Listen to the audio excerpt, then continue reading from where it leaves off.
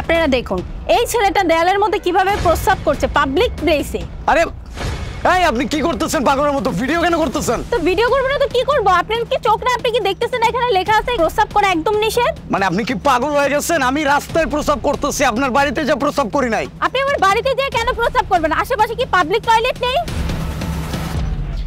এই সমস্যা কি? আপনি আমার ভিডিও কেন করতেছেন? ভিডিও ডিলিট করেন। আমি ভিডিও ডিলিট করব কেন?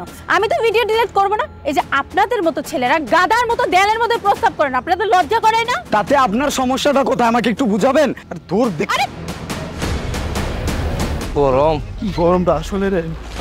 এই দোস্ত কি দেখো এখানে কিছু একটা হচ্ছে। আমি ভিডিও করেছি, ভালো করেছি, কারণ এটা আমি সোশ্যাল মিডিয়াতে আপলোড করব আর হ্যাশট্যাগে দেব একটা গাদা দেয়ালের মধ্যে প্রস্রাব করছে। আপনি কিন্তু এবার অনেক বেশি বাড়াবাড়ি করতেছেন, দেখেন ফল কিন্তু ভালো হবে না। এই কি হয়েছে এখানে?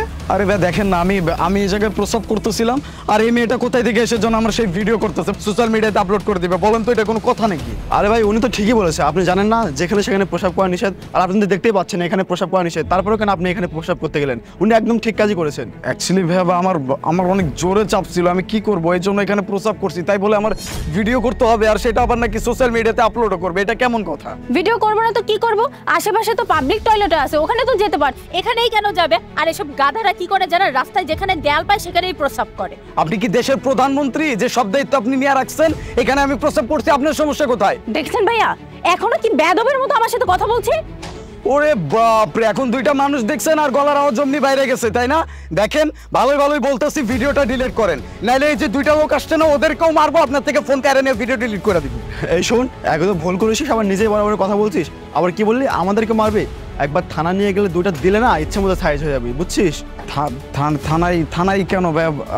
I am really sorry. দেখেন আমি বুঝতে পারছি যে আমার অন্যায় হয়েছে, কিন্তু অনেক জোরে চাপ ছিল, দ্যাটস ওয়াই করে ফেলছে। এখন কি করব বলেন? এই জন্য আমি আপনাদের সবার কাছে প্রমিস করতেছি আমি আর কখনো এরকম কাজ করব না। প্লিজ আপুকে বলেন না একটু ভিডিওটা ডিলিট করতে।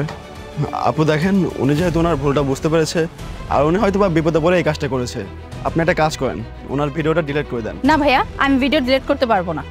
আপু প্লিজ দেখেন, আমি তো ব্যাপারটা ক্লিয়ার করছি আর আমি তো প্রমিসও করছি যে আর কখনো এরকম করব না, প্লিজ। আচ্ছা ঠিক আছে, আমি ভিডিওটা আপলোড করলাম না, কিন্তু আপাতত ভিডিওটা আমার কাছেই থাক। নেক্সট টাইম যদি আমি দেখি কখনো আপনি পাবলিক প্লেসে প্রস্রাব করছে, তখন আমি এটা সোশ্যাল মিডিয়াতে আপলোড করে দিই। আর এই চিন্তাটা যতদিন আপনার মাথায় থাকবে আপনি আর এই ভুলটা করবেন। আপনার কথাবার্তা শুনে মনে হচ্ছে আপনি অনেক শিক্ষিত লোক, তবে শিক্ষিত হয়ে এইসব অশিক্ষিত লোকের মতো কিভাবে কাজ করেন? বন্ধু তুই ঠিক বলেছিস।